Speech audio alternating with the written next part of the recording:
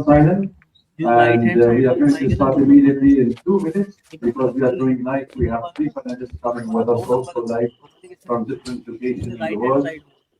Good evening, everybody. And thank you for making it to the Foreign Correspondents Club. It's a pleasure to have you all with us, with this distinguished panelists, me on the dais and those online, and the Honorable Prime Minister also watching us. We will be having her soon after we start the session. The format of the program will be we have speakers who will speak on the 3 minutes, make a presentation, and after that we will have the Honorable Prime Minister. He will also be present. He will have a speech, and then we will open the floor for question and answer. So we will stick to the format. After we finish the speech, we will immediately open the floor, and we will give everybody the chance, maximum chance to speak. If you make your question short, and then we will be able to take it. I will. I don't have to introduce Bangladesh to all of you. We are all living in South Asia. We understand this is the norm of the development of Bangladesh. For those like us who have traveled extensively to this country, cover it, whether it is because of it was young democracy, whether it was because of the flood situation, whether it was because also the booming industry. We've been reading on this for years, and all of a sudden the government collapsed, but the government takes most of the leaders of the former government. We didn't say it's the former prime minister or former minister or anybody because we leave it to the people of Bangladesh to decide who should be the leading in the event to come and the election to come, whom they wanted to select, whom they wanted to get. The Awami League Party takes place in the forthcoming election next month. Without further delay, it's 6 p.m. We are starting, and I will call Mr. Sadiq to open the event. Thank you. Good evening, distinguished journalists, correspondents of the Foreign Club, and international association, South Asia. So I welcome you all here as the president of the FCC Club described. Bangladesh is under attack and bleeding. So we made this topic today here, state democracy in Bangladesh. We cannot hear. In conversation with the FCC, some panelists, I would like to name those panelists. Beside those, our We cannot hear. distinguished person who is going to say words is the Honorable Prime Minister of Bangladesh, Her Excellency Sheikh Hasina. Our online panelist is Dr. A.K. Abdul Momen, former Minister of the Foreign Affairs, Economics, and the permanent representative to the UN of Bangladesh. Muhammad Ali Araf, MP, the Minister of Information and Broadcasting, Professor Dr. Habib Millat, MP, is the President, Global Center for Democratic Governance, Canada. We have another panelist, Professor Dr. S. Mustaqbillah. He's I cannot hear. I don't know. in the Others are Faculty of hearing or Law, not. University, Dhaka, and visiting fellow, Ports d'Azur University of France. Our panelists here, Minister Mohibul Hassan Chaudhary Nawfal, MP, and his Education I Minister. cannot follow what to do. Then have Mrs. Ruqayyah Prasi, distinguished actress, director, political and cultural activist. And I am Muhammad Ali Siddiqui. I'm the Secretary General of Bangladesh Human Rights Watch, US. We cannot hear. in New York. So we are here for the event. Would like to deliberate the heart and the crucial situations ongoing. So this auspicious event comes to a critical moment for Bangladesh and aims to provide first-hand perspective on the country's crucial political trajectory, democratic institutions, and Indo-Pacific region's implications. Since 5th August 2024, Bangladesh turned into a land of horror. Radical extremists took over the control. Mob lynching, rapes, looting, demolishing, and setting ablaze to the historical landmarks, monuments, museums, libraries, cultural heritages, media houses, religious worship shrines, mazar, and the foundation stones of the newly birthed country in 1971, the secular Bangladesh. Illegal, Cannot hear. so-called interim government of Western implanted monastery. We call the Kyrgyz shrine, Muhammad Yunus, and his NGO authoritarian regime made the beautiful growing economic country Bangladesh a banana republic, where no democracy, no freedom of speech, no freedom of assembly, no rule of law, no safety and security. The plain thinker and the secular, people, political opponents, minorities, and especially the women are in a dire situation in Bangladesh. A particularly designed non-participatory in the one-sided election for the referendum are arranged next February 12, which we worried about that going to ruin the basic history and the constitutions of Bangladesh. The largest party, Bangladesh Awami League and its 15-party alliance, are not able to participate in this election because this so-called interim government bar on them. So it is on-sided election as we predict. We cannot hear the speaker. Percent outcome might gonna be. So we ask the rest of the world, those who value the democracy, to make this election inclusive. All parties must be fair and credible election atmosphere to make Bangladesh a peaceful, a small country again, and to stand beside the democratic world as well.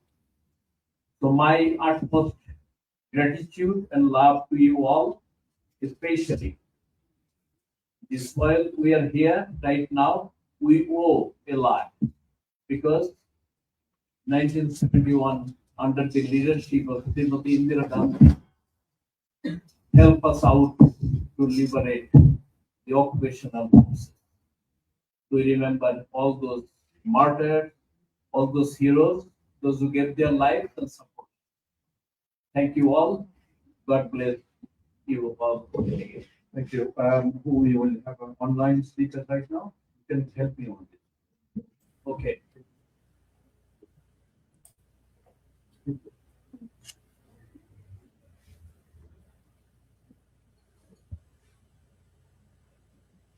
Okay.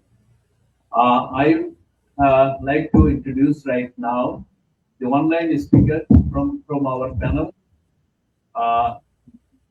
Sir Dr. Masood Billah. He is joining from Hello. Yeah, we can hear you. Right, is it my turn to speak? Yes, we can hear you. Please go ahead. Thank you very much. Good afternoon from Nice, France, and welcome from the land of liberty equality, and fraternity. I'm sure that my colleagues and other panelists will focus on specific themes, but I would particularly take you to walk to the Justice Avenue that Bangladesh has been compelled to live in the post-Hasina settings. What has unfolded since August 2024 is not a routine political transition, but the gradual consolidation of what, as a comparative constitutionalist, I would like to term as a textual example of autocratic legalism and a finest example of abusive constitutionalism, a strategy to use and abuse of law to hollow the law from the term rule of law as we understand in modern democracies. Since the very start, the interim government suffers from serious legal legitimacy.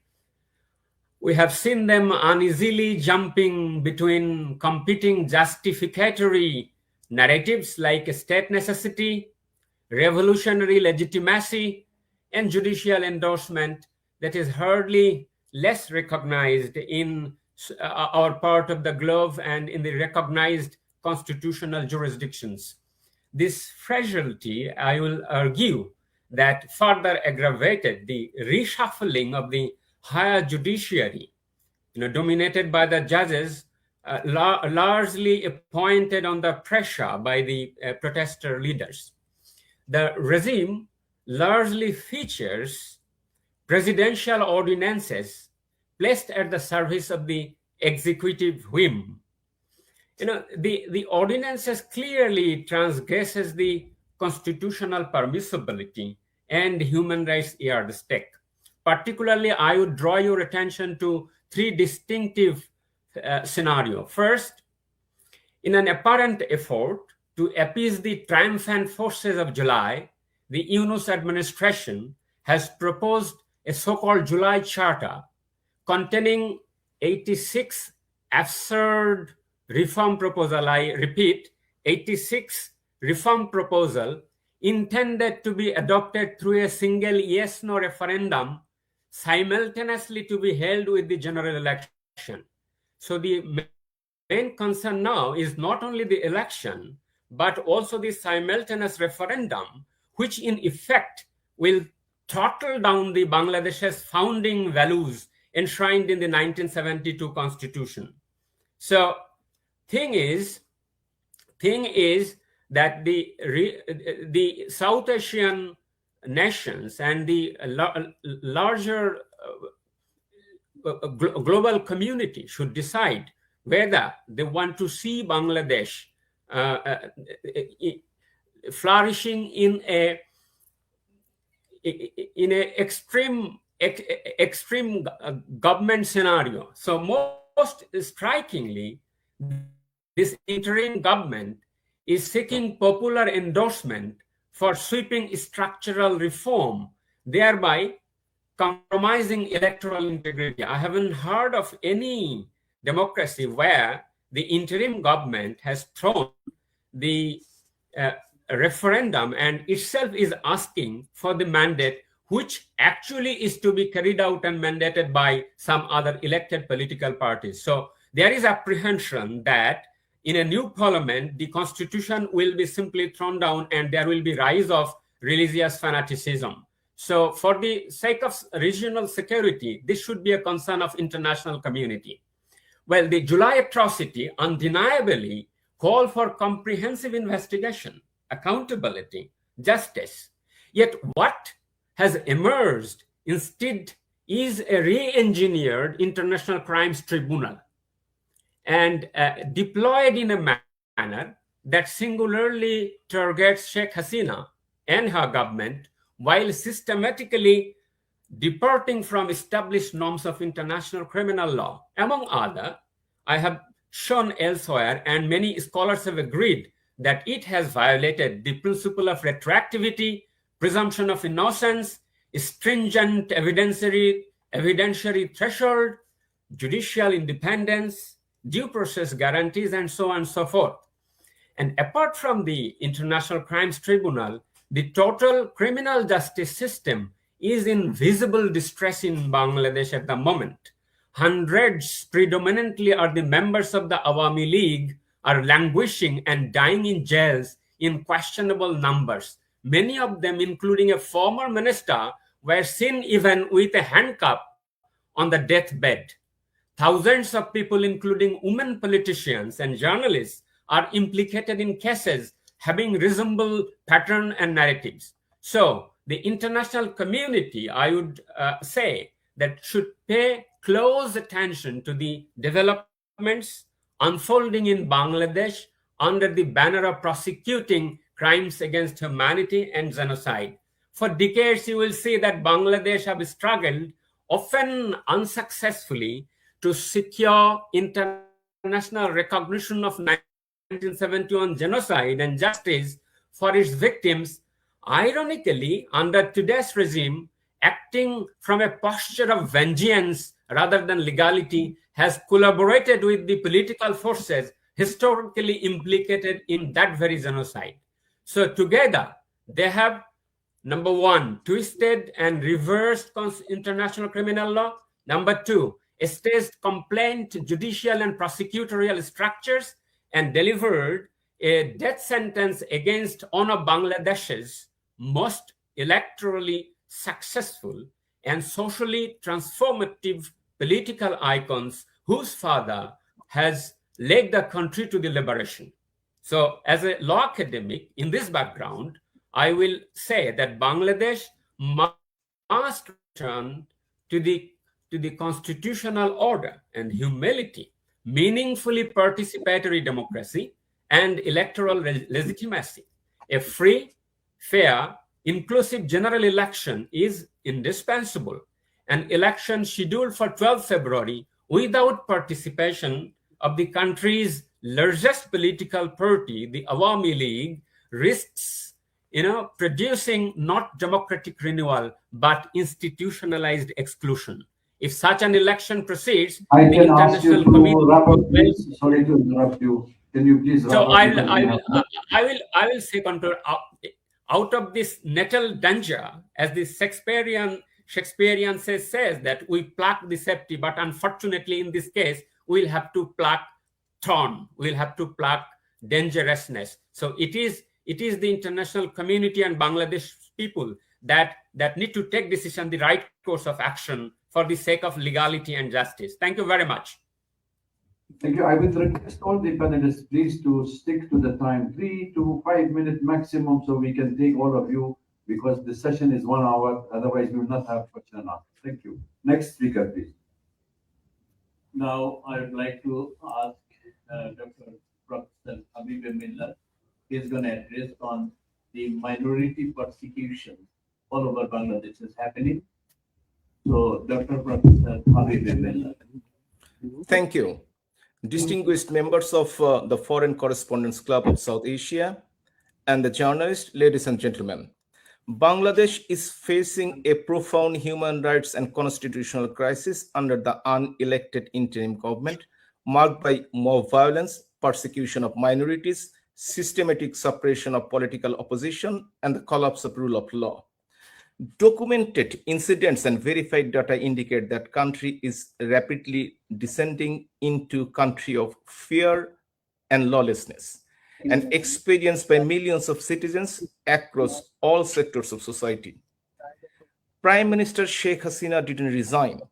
However, through a misinterpretation of Article 106 of the Constitution, Parliament was dissolved and interim government was installed, bypassing constitutional norms and democratic legitimacy.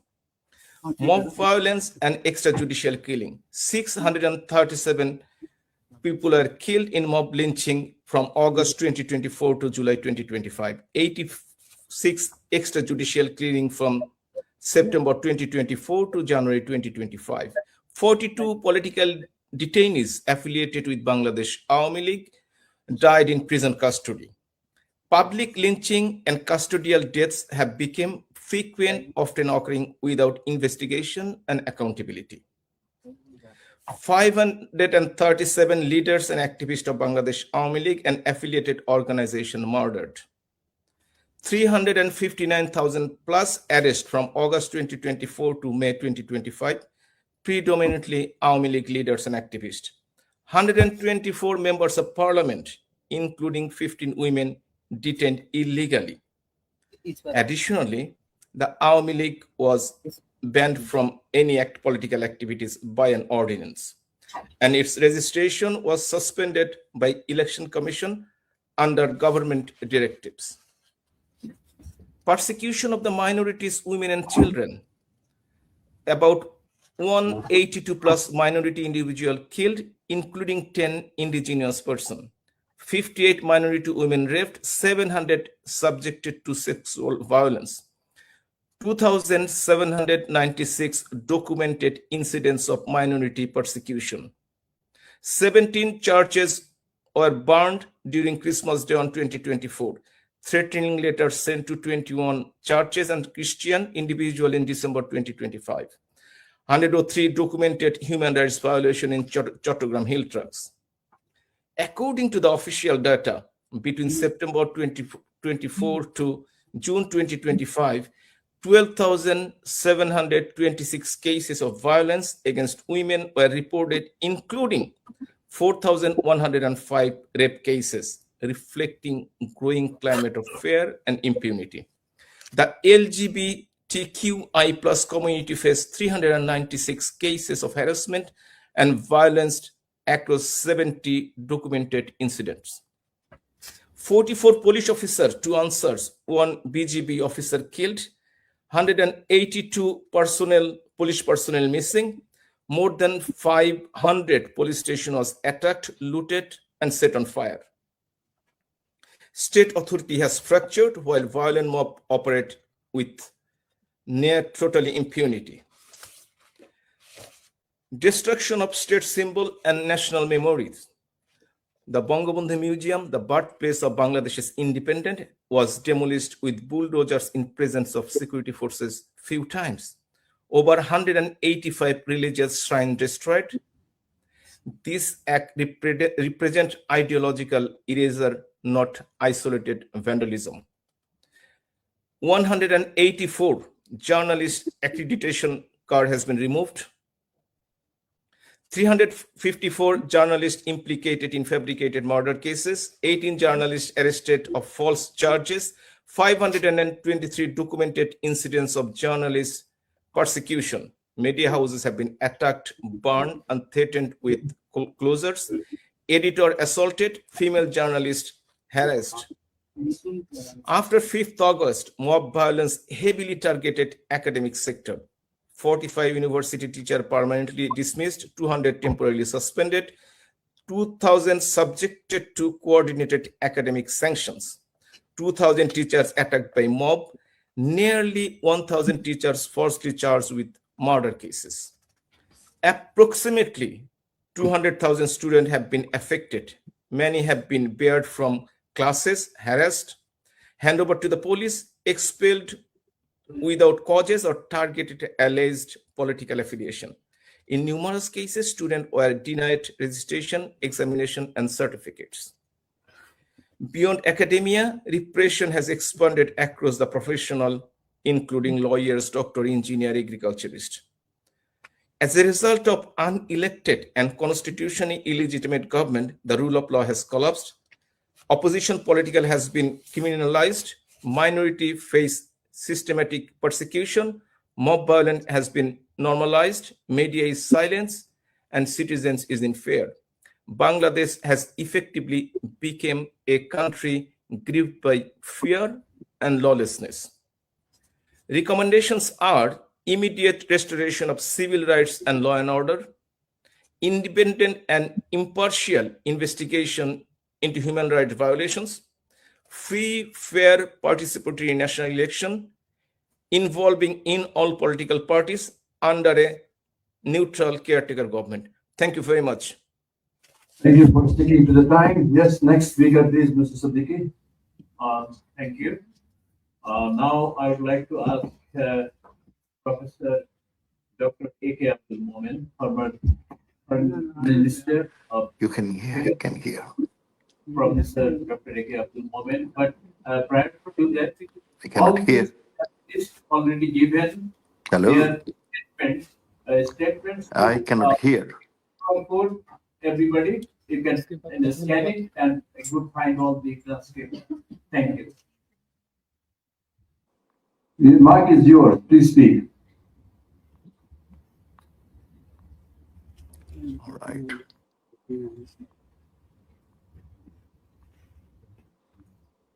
Go ahead, Dr. Momen.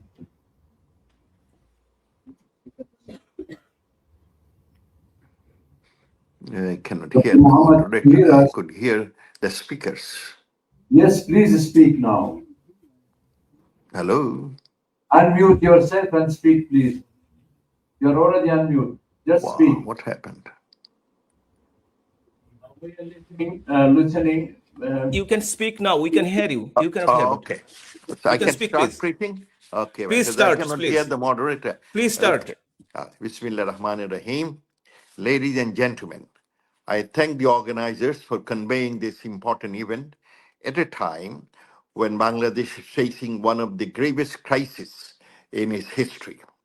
Our country is struggling under an unconstitutional and illegitimate interim government led by Professor Muhammad Yunus, a Nobel laureate in name, but a deeply partisan and divisive ruler in practice. Until August 2024, Bangladesh was on a clear path towards progress. Under a democratically elected government of Sheikh Hasina, we are striving to become a hunger-free nation by 2030 and a prosperous digital economy by 2041. Our economy was vibrant, globally recognized as a model for Global South, and ranked among the world's top-performing economies. We achieved an average GDP growth rate of 6.6% during last 15 years of Sheikh Hasina rule, and at the same time, we could reduce poverty from 42% to 18%, net nearly 100% electricity needs, establish 14,000 community health clinics to provide basic health services, and most importantly, we are able to provide basic needs to the poorest and marginal people, the widowers, the homeless, under our social protection programs, and empowered our communities, including women. Ladies and gentlemen, the journey was abruptly derailed when the popularly elected government of Prime Minister Sheikh Hasina was overthrown through a meticulous, calculated conspiracy. Since then, Bangladesh has descended into economic collapse, lawlessness, and anarchy. When security collapses, society collapses, and anarchy becomes a norm. Under the Yunus administration, mob violence, corruption, and radical extremism have become routine. Ordinary citizens are being killed, homes, businesses, and livelihoods are being looted, vandalized, and burned down. Historic sites, religious ruins, temples, mazars, and national monuments are being destroyed. Yet the state has abdicated its most basic responsibility to protect its people. Today, no one in Bangladesh feels safe. In fact, the hate speech and false narratives weaken the nation's unity. And you all know a divided society is easier to manipulate and destabilize. The current regime has systematically targeted three groups. First, members and supporters of the Army League, the nation's largest and oldest political party. Second, citizens who believe in Mukti Juddha Chetana, the values and ideals of liberation war. And third, members of the Hindu minority community. Through relentless propaganda, the government has fostered hatred and dehumanization against these groups. Acts of extreme violence, including killings without trial, have taken place while atrocities stood by or remained silent. Bodies are being found in rivers, marshlands, roadsides, and even in private homes. When such atrocities occur, silence from the international community is not neutrality, it's complicity. Human rights violations under this regime have surpassed all past records. Like authoritarian regimes of the past that relied on intimidation and mobs to silence dissent, today Bangladesh is witnessing the rise of a culture of fear. In the pretext of reform, state institutions, including the judiciary, the police, and the financial sectors, have been systematically weakened or rendered ineffective, leaving citizens with no avenue for justice and accountability. Dear friends, a nation can survive poverty, but not anarchy, lawlessness, and violence. The consequences are devastating. Media houses have been attacked, journalists arrested or dismissed, and free expression crushed. Nearly 3 million workers, most of them women, have lost their jobs. Poverty has surged dramatically in a short period of time, and tens of millions now face the threat of hunger and starvation. Yunus government, through its venomous propaganda, made its friends and neighbors enemy, and it is becoming a pariah state. Education institutions and the justice system have also fallen victim to mob control. Academic discipline and educational standards are deteriorating rapidly, while the judiciary has become a tool of intimidation and extortion rather than justice. Amid this chaos, the interim government is attempting to stage a predetermined election on February 12, 2026, excluding major political parties, including the Awami League, which enjoys overwhelming public support. As per media reports, almost 70%. Such a sham election will neither restore democracy nor bring political stability or economic recovery.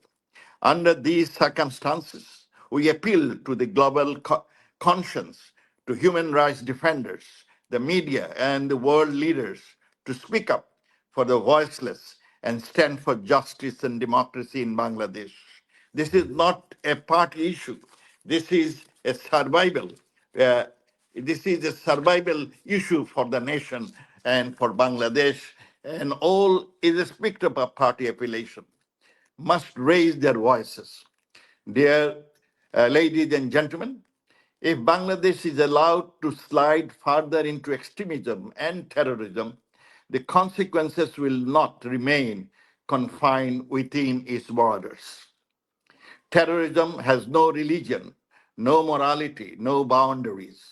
Indifference today will invite instability and danger tomorrow. The solution is clear. Political and social stability can only be restored through democracy, rule of law, and inclusive governance. Extremism can be defeated only when the people's will is respected. Therefore, we urge the international community to apply strong pressure on the current authorities to ensure the following. First, a free, fair, inclusive, and credible election with the participation of all political parties. Second, immediate withdrawal of bans on political parties. Third, release of all political prisoners and journalists before the election. Fourth, withdrawal of all false and politically motivated cases. And fifth, finally, formation of a genuinely neutral interim government, which requires Professor Muhammad Yunus, who is highly partisan and vindictive, to step aside. Let us hope and pray that civility, democracy, and good governance are restored in Bangladesh without further delay. Thank you. Joy Bangla, Joy Bangabandhu. Thank you very much. Thank you. Nick? Thank you for sticking to the time. We have the final speaker, Ms. Rokia Qashi. Then we have, just to let you know, we have more than 15,000 people are watching online, including lots of capitals have been involved, and many people are watching us, not only from South Asia. So we are happy to have you with us. Please speak. Thank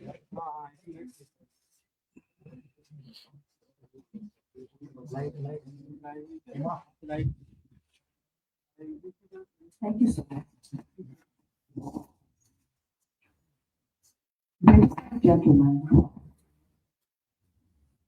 Ladies and gentlemen, today I will speak only about women's rights and cultural freedom in post-Prime Minister Sheikh Hasina, Bangladesh.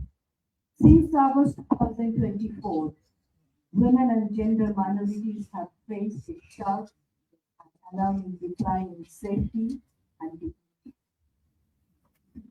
According to official government information, between September 2024 and June 2025, Bangladesh recorded 12,726 complaints of violence against women, including 4,105 rape cases.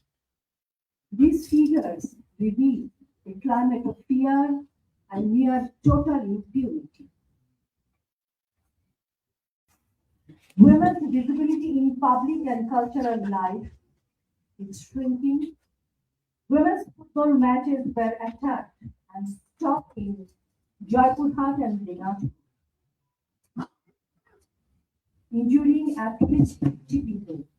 Members of the national women's football team received hate and death threats. Actresses and media personalities were prevented from carrying out their professional duties. At the same time, Bangladesh cultural foundations are under attack. Between 5 and 14 hours, vandalism occurred in 59 districts, including the attack and total destruction of Bangabandhu Sheikh Mujibur Rahman's Dhanmoundi's residence. A national memorial across the country, murals, sculpture, and culture were demolished by religious extremist groups. Liberation war-related monuments were targeted in 35 districts, including museums and memorials. After Prime Minister left the country, 22 cultural academies were attacked, looted, and burned. Theatre performances were stopped, artists were assaulted, and explosions occurred outside the Dhaka Shilpakala Academy, the National Center for Performing Arts. Women's political representation has also collapsed. Human Rights Watch reports that 30 of 51 political parties have no women candidates. Jamaat Islami has none among its 276 nominations, while it has only 9. Yeah. A recent court verdict allowing men to remarry without their first wife's consent marks a serious rollback of women's legal rights. I speak not only as an activist, but also as a victim. On 14th August, when I attempted to light lamps at Bangabandhu historic home at Himmatpur Street, I was attacked, beaten, and nearly lynched. Some journalists were present. This is the first time video camera persons were not taking video. They are trying to save it.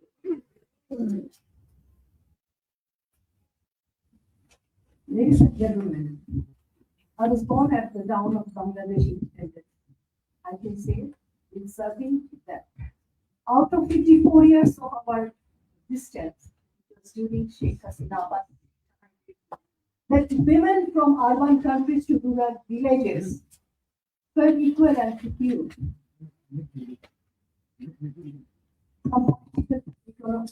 From politics to economy, women's empowerment in Bangladesh was recognized and lauded globally. Today, I no longer feel confident, nor do millions of women across Bangladesh.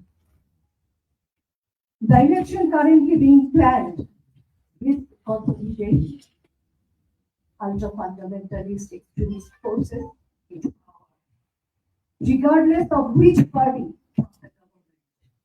This is because most secular and liberal parties have been included. The Bangladesh Awami League has been banned through an illegal order. While others, such as the Workers' Party, Jatiyo Party, and Socialist Party, many of which previously had significant parliamentary representation, are being effectively burned to intimidation. Ladies and gentlemen, no law enforcement protected us. No justice followed. Instead, false cases and assassination threats continue to me and others. I eventually fled to India to survive, but I'm among the lucky ones. Millions of women are not. So, thank you, ladies and gentlemen. I just want to say, please, save Bangladesh. Thank you. Thank you very much. I think we have given the message. I would like Alim to put the Honorable Prime Minister on audio with us. She's listening, she's watching, but she cannot come on video. So we'll have her only on audio. So you can please listen to her message. Yes, please.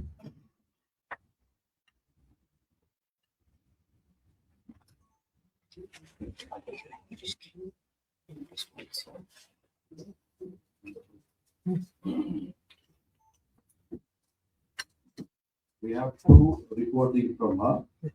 One is in Bengali and one is in English. I'll play the English one first, and then we will open the floor for question and answer. Then finally, I'll play before the voting.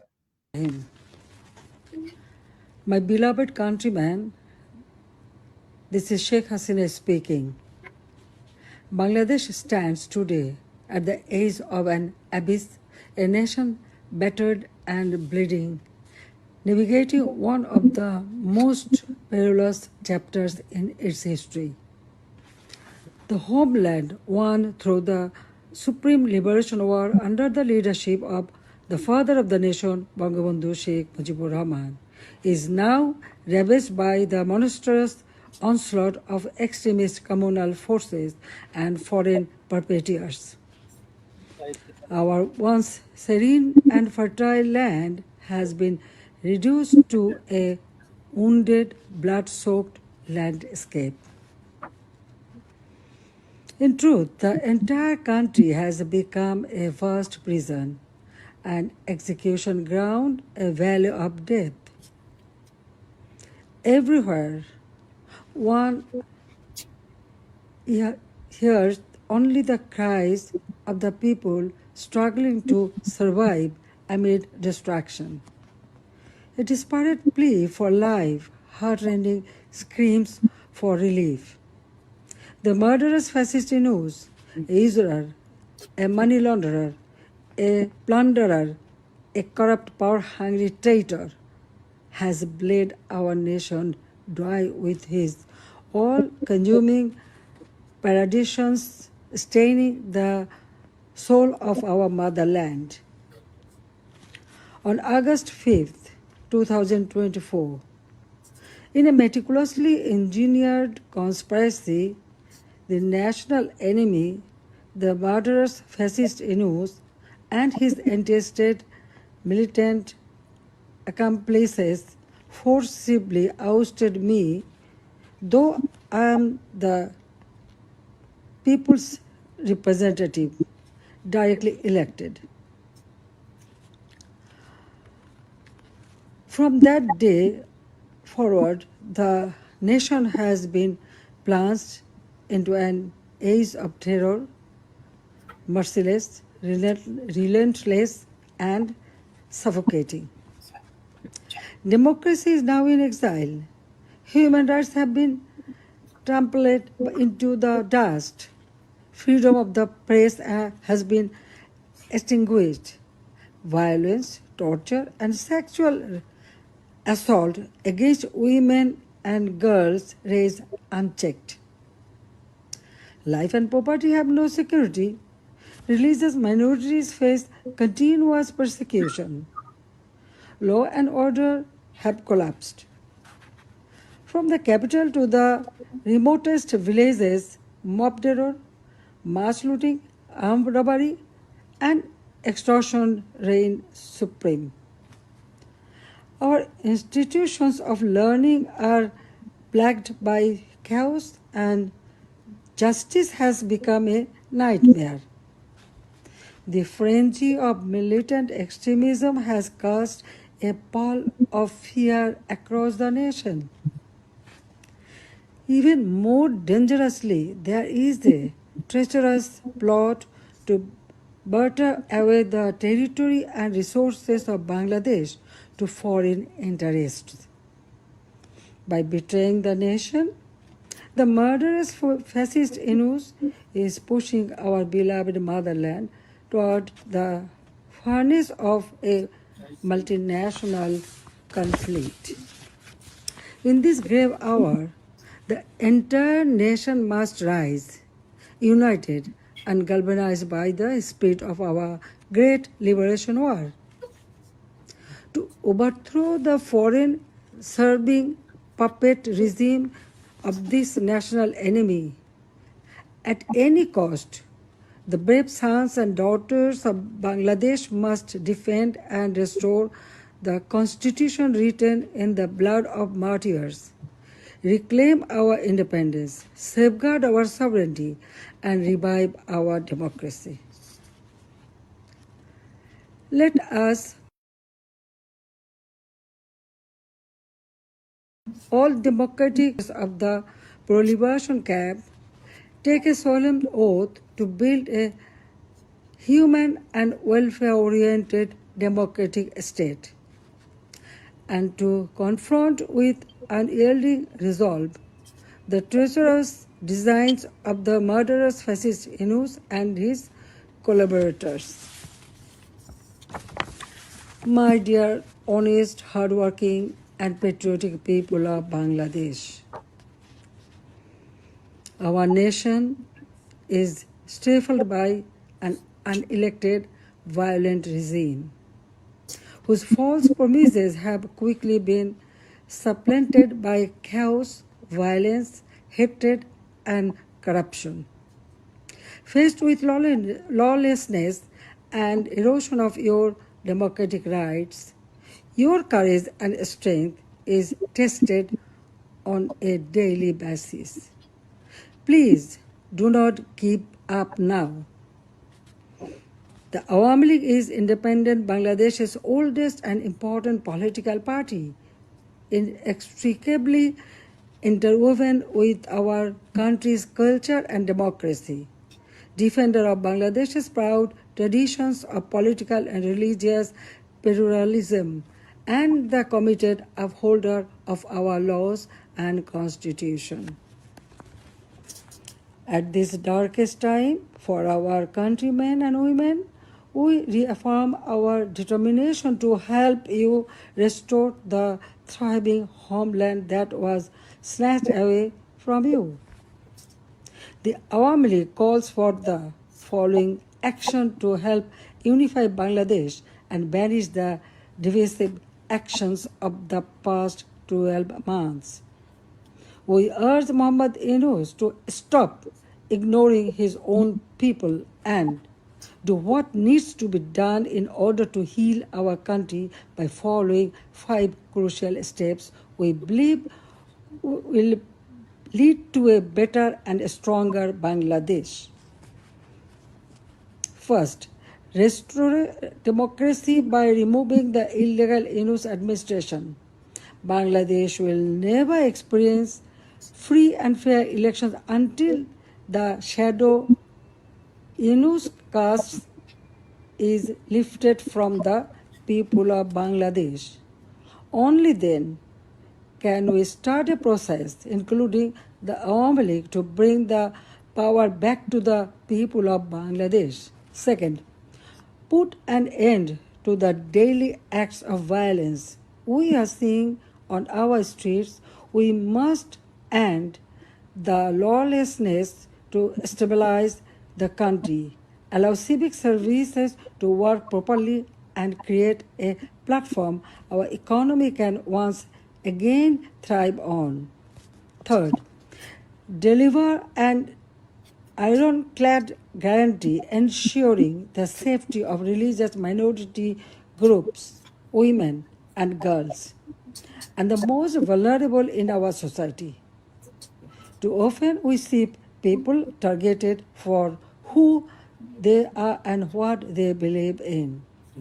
This must end, and every Bangladeshi must be made to feel safe within their own community. Fourth, end the politically motivated acts of lawfare to intimidate, silence, and jail journalists and members of Bangladesh Awami League and opposition political parties, restore our trust in the judicial system, making sure it functions properly as an impartial and noble entity. Fifth, invite the United Nations to conduct a new and truly impartial investigation into the events of the past year. We need the purification of truth in order to reconcile, heal, and move on as countrymen, rejecting the selfish pursuit of vengeance. The international community stand with you. The interim government has failed to listen your voices. But together we are strong and together we can make our demands heard. Join us in the fight to take back our nation from those who seek to destroy it. Help us rebuild our democracy in Bangladesh. Joy Bangla, Joy. Thank you very much. I'm sure she is also with us online, and we will now open the floor for question and answer. I would like everybody to take the question very short and to whom we address, because the panelists also online and we have on the line. So feel free and please wait for the microphone.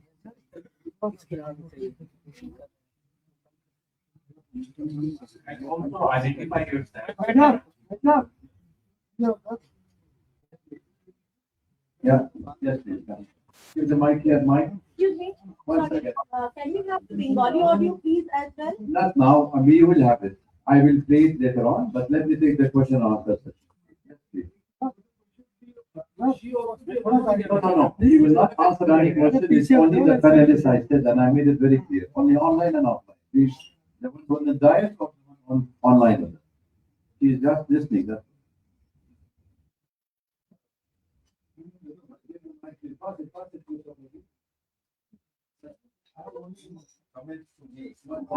No, please, no comment. I would like you to start immediately with the question.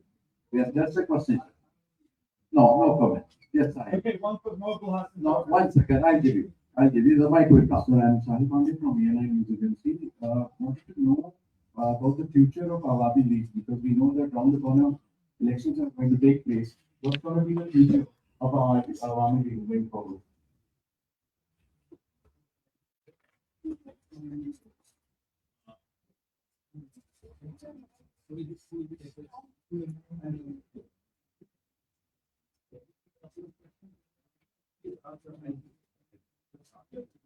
Thank you. Thank you. I think Myself. from the feedback we are getting from inside Bangladesh, future of our League does not depend on what this legal government.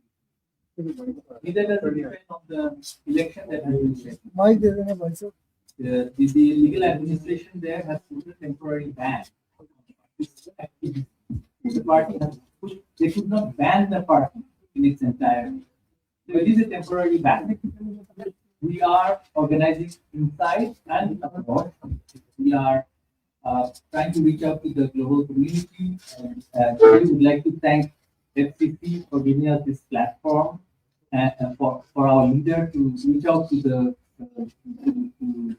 people of the country, because we have been effectively banned from broadcasting anything inside the country in our recognized and registered news outlet.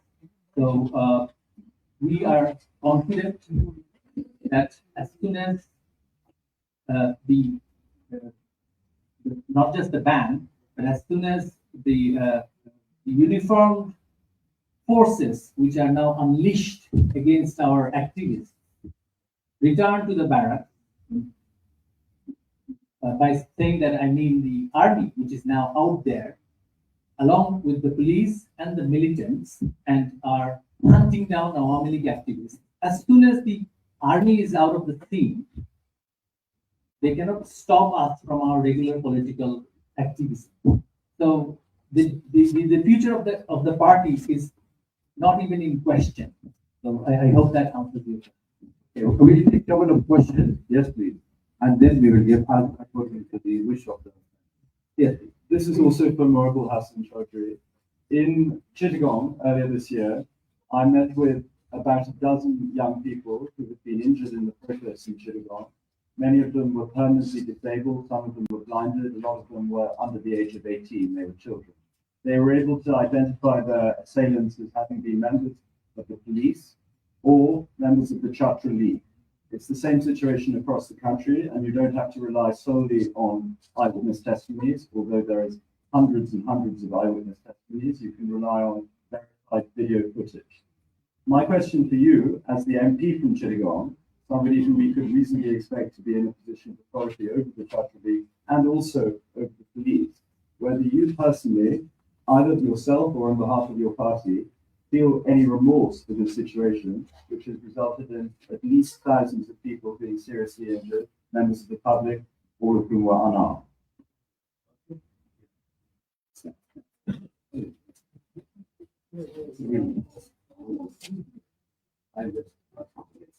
Identify yourself. Where are you identified? You said, identify my name is Faris Nasri. Which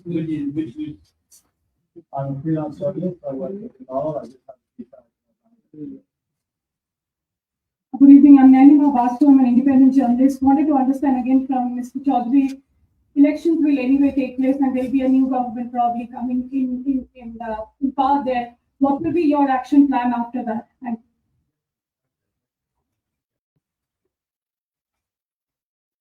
Hi, this is Shamatop. I'm from DW. My question, any of you, that we recently heard that Mr. Sajid Bahadur Choi said in an interview that even if the Awami League were to return to power in Bangladesh, Sheikh Hasina would no longer be the Prime Minister.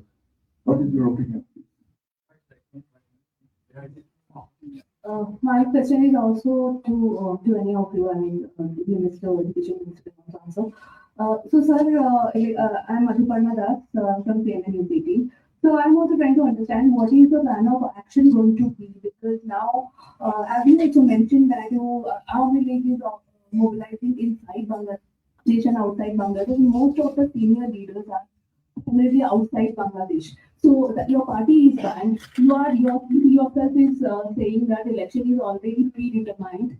So what and how you are going to take it forward, and what kind of expectations you have from India? The second round we take.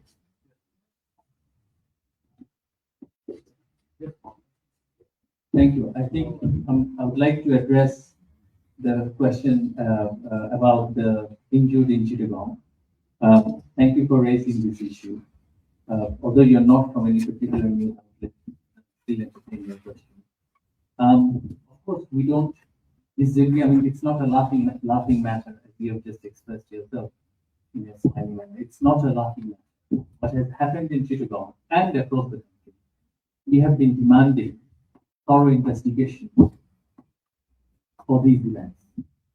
We have not ever said that if any of our activists are responsible, we will exempt them from prosecution. We have convened a judicial fact-finding committee when we were in government, but that committee was never allowed to function. And if you are talking about my responsibility or my control over our activities, of course I have. You should also have found out how many of our activists have done.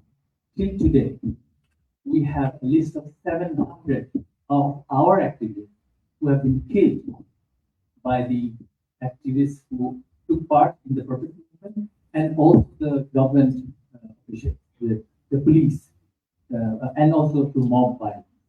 So we also want justice for everyone. Regarding the question on our leaders' local retirement, I think we have to understand the interview in its context. The discussion was around transition of leadership in the party. And of course, being a political party, which has been continuing in its political journey for the last 79 years, we are mindful of the fact that we will require new leadership in the future. We are first mindful of that. And in that context, he had commented that when the time comes, of course, if the party decides, there will be a transition in the leadership. It did not mean that our leader will step down from our position. The reality is, people of Bangladesh, we have to keep in mind about what the people of Bangladesh want. From the surveys and the feedbacks we are getting from the people of Bangladesh, they want Sheikh Hasina back. They want her back in charge of the country. They've seen what happened in her absence. So given that that is the public demand, whether the party wants or her son wants is quite insignificant. What we want personally is quite insignificant. So because as a political party we have to respond to the public demand, our activist expectation is that she will continue as our leader. I mean, age is, of course, nowadays is not a bar. She is a fully functioning and very capable leader with long experience in government. So people expect that she will return and she will take part in regular political activism and win the support of the people again and run the country. I mean, that is, as a political party, that's our objective. Regarding our reorganization, you see, Awami League is the biggest political party in the country. If you look at the election results from 1978 onward, even when the elections were questionable, Awami League was able to increase its vote share in every successive election that we've held since 1973. In the 2008 election, in which for the first time we held an election where individuals voted for themselves with an identity card. Before that, we didn't even have a photo identity card to vote. It was the first time that people were voted using their ID card. And in that particular election, Awami League alone as a party got 50% of the total vote share. About the particular result, none of the current political parties ever objected because it was considered as the most fair and participatory election in the country's history. Right now, majority of our public representatives, MPs, local government officials, elected officials, they're in prison. As of right, because they are in prison for such a long period of time without any trial. As of right, they deserve bail. So we expect the judiciary to function as one as it should. So if the judiciary functions like how it should, they should be all out on bail. They should be able to take part in their regular political activism. Some of us, only a few of us were able to leave the country. Not many of us were able to. They're still inside the country. Many of us are in prison. So if the situation and when the situation stabilizes, normalizes, the party is back in action, even with so much repression, so many arrests, and so many killings. We have been able to hold demonstrations. We have been protesting on the decisions of this government and the mob violence. We have been able to stand against the violence perpetrators of this violence. However, you know that the entire establishment has been unleashed on us, including the army.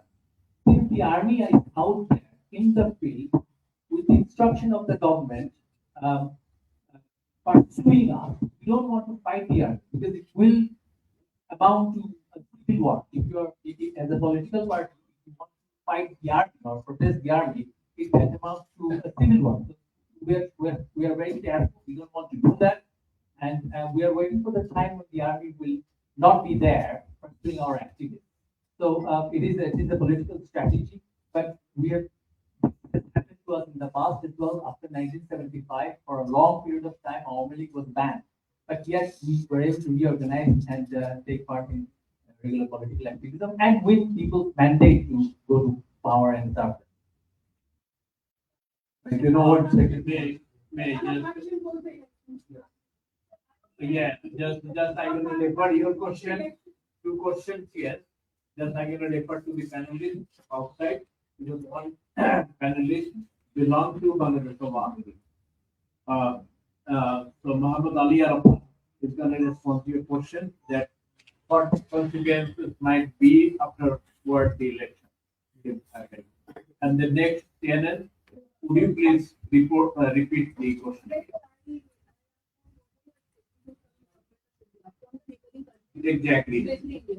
Wonderful. So both the question I would like to refer to Muhammad Arafat. Please. Thank you very much, but I could not hear the question properly. Could you please repeat? The one question is that what are you expecting the government of India, the situation ongoing and the upcoming election? And the second question was, what do you expect afterward the election happened on February 12th? What are you planning to do from your part? Okay. So thank you again for the question. So I'm not going to talk about most of the things that has already been covered by most of the panelists. I'm sure the audience and our the journalist friends, they have gotten an idea about what is the state of human rights situation and the rule of law and the democracy as a whole in Bangladesh currently. And you can also search by Google.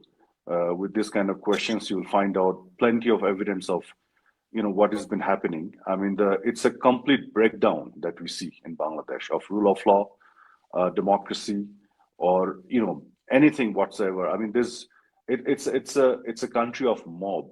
In fact, it's not even mob, because the mob is something that gets created spontaneously by the unruly people. But what they're doing is they're orchestrating all of this in the name of mob, and Yunus is directly behind it. He is using this kind of his henchmen as a mob to suppress the opposition and any dissenting voice, and they're trying to justify it as if they're pressure group or whatever, the anger of the people. But you wouldn't see the participation of the people in this kind of mobs. You'll see the participation of their activists, the radical Islamists and all those groups who are doing it, and they're trying to portray those activities as mob, as if these are the outcome of the spontaneous natural anger. But that's not how it is at all. So if it were all those things were mob, then you could say that Yunus his administration failed to contain those mobs. But in reality, it's not they're failing, they're actually instigating, they're basically contributing and motivating these people to create those mobs, and he's using his people as tools to suppress Awami League and sustain into power. So what I want to say here is very simple. I'm not going to go over all of the other stuff, but as simple as that at this moment is we need the democracy to return to the country. We need the power to get it back to the people of the country. And how it can be done? One simple solution. As simple as that, which is a free and fair and inclusive election. Let the people decide. If you can have a free and fair and inclusive election, if you allow the people to decide, that's the only solution that you can see. And you don't need to be a rocket scientist to understand this. We see the country is in total chaos, right? What is the way to transition from this chaos to a peaceful situation, a democratic situation? A proper election is the election that you are referring to, the February 12th election. It's a completely one-sided, preordained, rigged election that Yunus is conducting, completely banning Awami League, and that also illegally. They used the Anti-Terrorist Act to ban Awami League. But to do that, they had to amend it. And that amendment itself is illegal. And that hasn't been ratified into the parliament because there's no parliament functioning right now. So the formation of the Yunus government itself is illegal. And everything else he is doing, by weaponizing the judiciary and the law, these are all illegal. So everything is eventually going to be null and void in future. So what we have to do right now, what we're expecting from India, the neighboring country, and all the rest of the world is to, help our people to, voice their concern globally and to be heard. And we're not expecting anything or wanting anything for us as a party or anything. What do you want? A democracy to return in Bangladesh. As simple as that. And for that reason, we need a proper election, which is not happening right now. What we see is absolutely undemocratic kind of situation growing in Bangladesh, and they're fanning it and excluding the only liberal, secular force, which is Awami League, and the only barrier and deterrent to the rise of radical Islamism in Bangladesh. So Bangladesh is turning into the heaven of the radical Islamists because of the absence of Awami League. And we're not absent. We're being suppressed. We're being squeezed at the corner artificially by using unlawful force. So therefore, we have to fight back politically. We have to raise our voice. And we know we have plenty of support among the people. We're going to put them together and we fight back and get the democracy back to the country and power back to the people.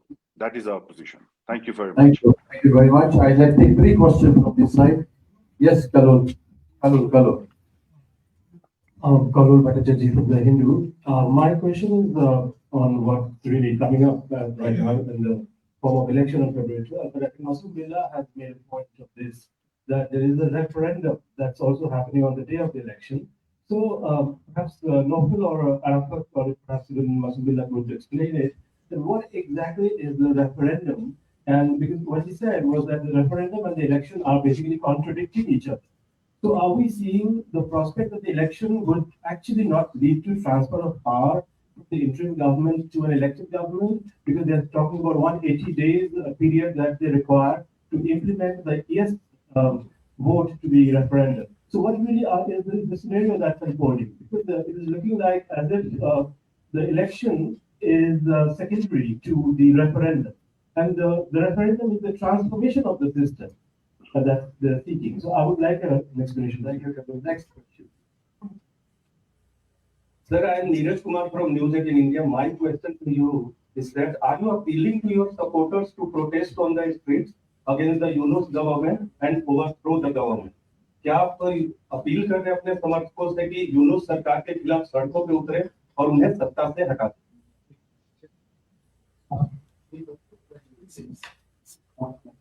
Honorable moderator, may I draw your attention, please? Rishikesh from PTI, District of India. So, as you have mentioned that you have used support to the ground level. Would like to with your party extend support to any particular party or candidates, and after the election, do you think you have opportunity to go to the court and challenge the result? One more question. I'll answer the referendum point. So the whole process is very unclear. First of all, the issues on which this referendum is being held is not very clear to the people. They're calling it a referendum, and yet the same government is campaigning for the yes vote. How can this be an election where one side is being imposed, as in taking the side of the yes, and yet it is not really clear to the people what they are signing up for. The entire machinery of the government has been unleashed, and public fund is being used so that they vote for yes. What are the things in this referendum? Of course, it is reflecting the July Charter, the so-called July Charter. If you are to take the constitution as it stands, you need to have an elected parliament duly voted by the people in a participatory manner. And in that parliament, if a side gets 2/3 of the majority, only then they're able to change the constitution. But this administration is claiming that through this referendum, they will change the constitution and thereafter from the government. So even though it is a one-sided election, it's not really clear how will they form the government. What if the referendum side is defeated? The yes side is defeated. So will the election become unconstitutional and void? So these gaps are intentional. The government has been formed through a constitutional anarchy, and they want to continue this confusion and anarchy so that no political government can take over. They are not a political government. They are an ad hoc administration. Their legality is under question, but they want to continue this confusion for the foreseeable future. Perhaps because Mr. Yunus wants to continue his illegal grip in power. I would like to refer this to other questions to the panelists. Dr. Akim Momen, can you just answer the PTA question that is Awami League going to support any other party in the upcoming election? Or Mr. Arab, any of you can please this question and answer. Here's the Central Committee executive member. Please. I would like to respond to this on behalf of the party.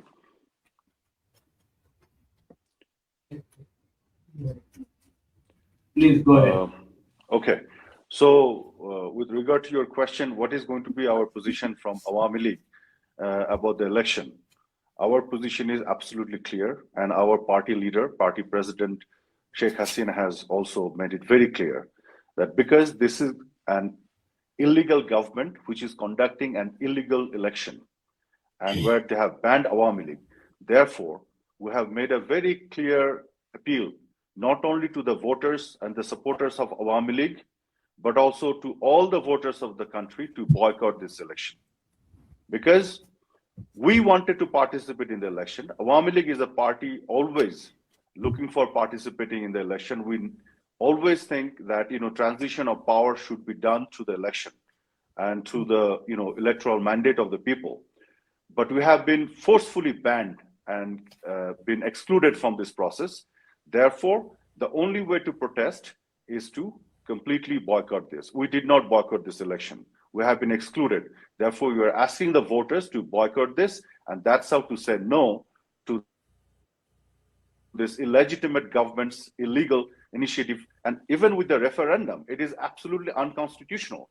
If anyone can show me after going through the constitution that this kind of referendum exists today, if it does not exist in the constitution, how can you go for it? So Yunus is basically doing anything and everything, bypassing the constitution and the legality of everything, and without having any mandate, but he's just doing it, going ahead and doing it.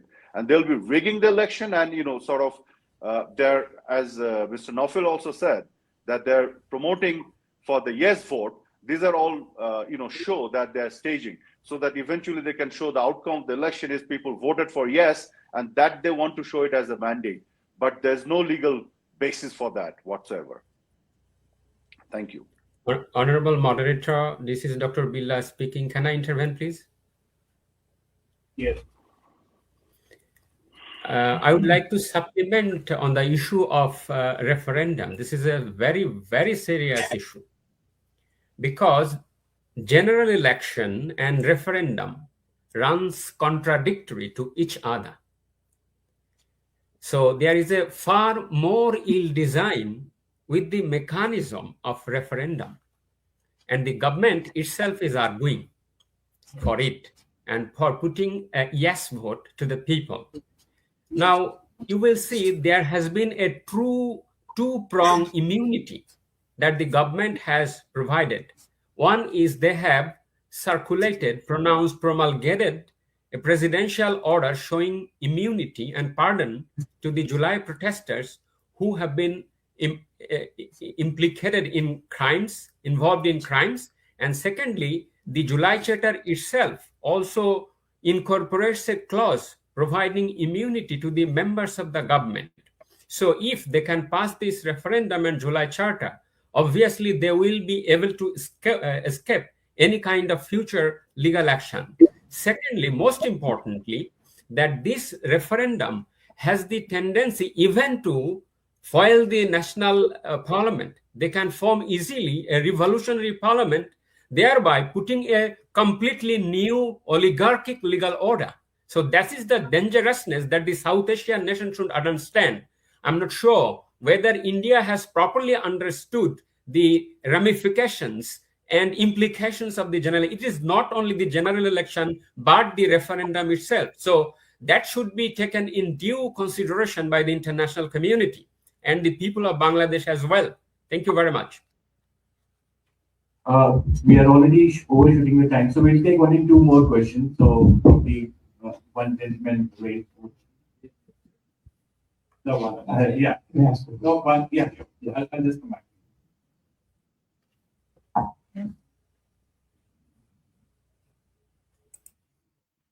Ramananda Sengupta from Star News Global. Very good question to anybody who might want to answer it. There's this leak from Washington Post which talks about how an American diplomat talked to some women journalists in Dhaka and basically essentially tried to mainstream the Jamaat. I was wondering if anybody would like to talk.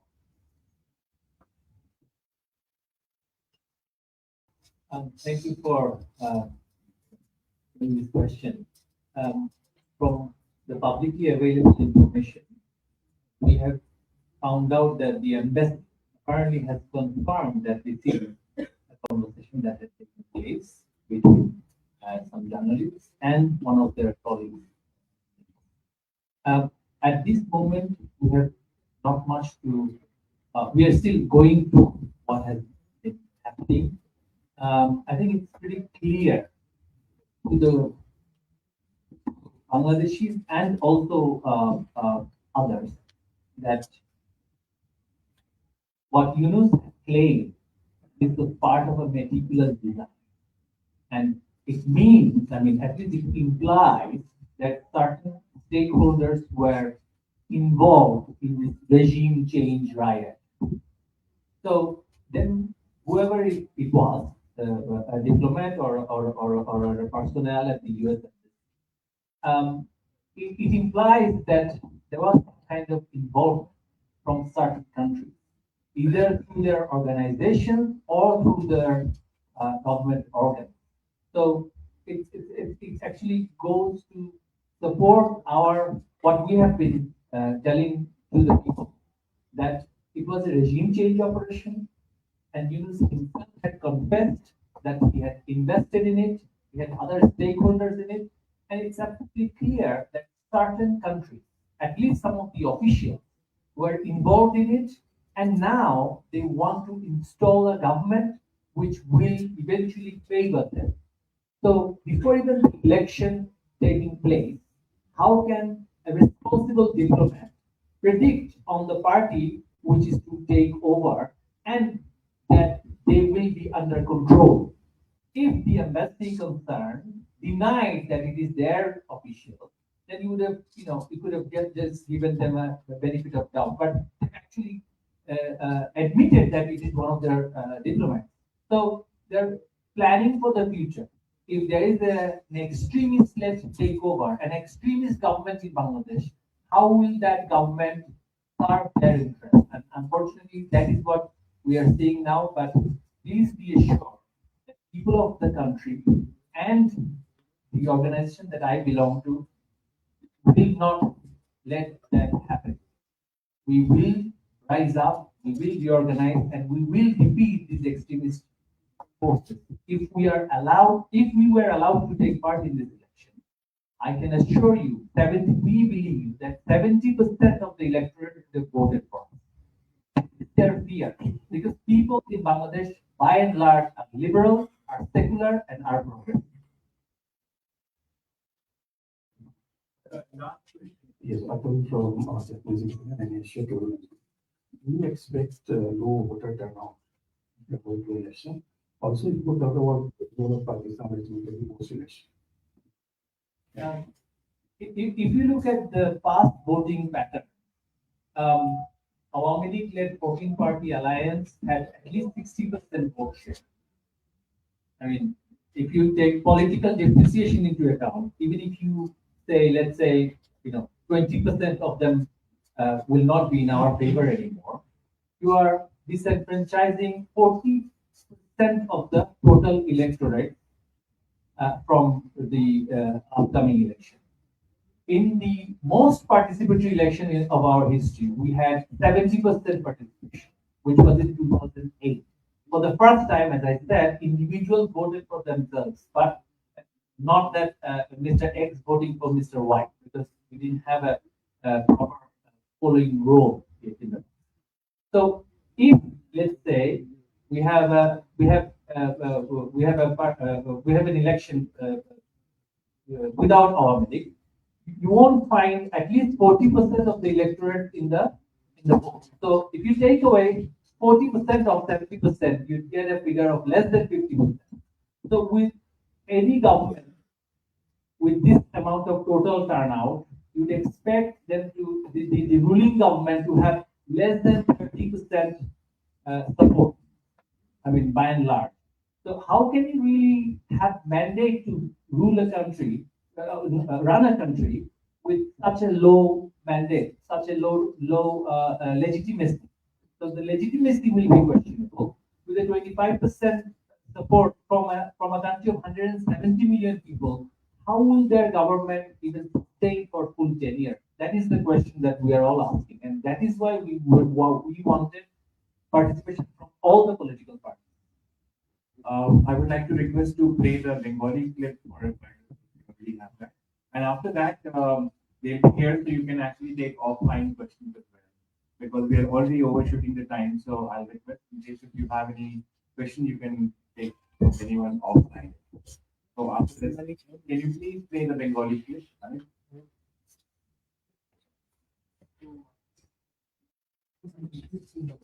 Yeah.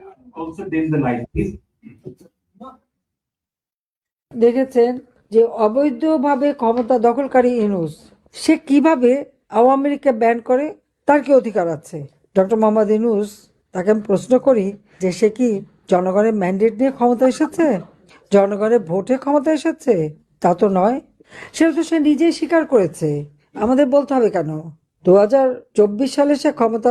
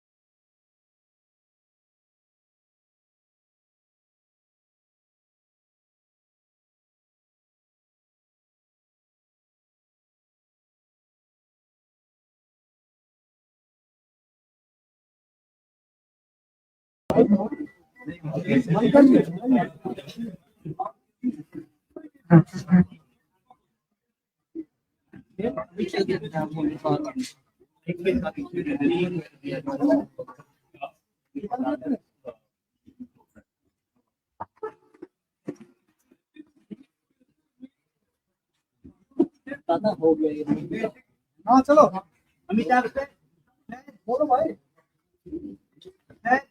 Amit चालते